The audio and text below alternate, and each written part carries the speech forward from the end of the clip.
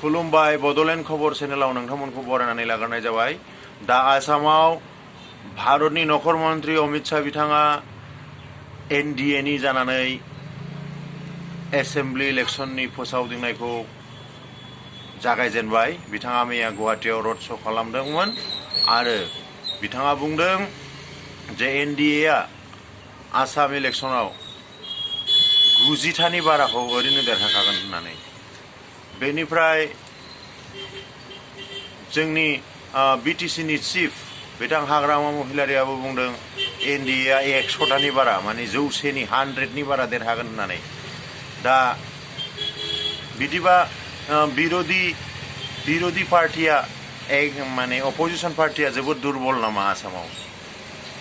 बे जुदि 100आनो देरहाखायोबा आरो थाबावो मात्र 26 होमबा बेखौनो कंग्रेस AIUDF आरो दङ रायजर दल बेफोरबायदिनो गोबां दंबावो आरोबाव बिसोरनि गेजेराव बेखिनिखौल' राननानै लानाय जागोन। होमबाथ' आसामाव बिरोधिया गोबां दुर्बल NDA नि हिसाब मथे।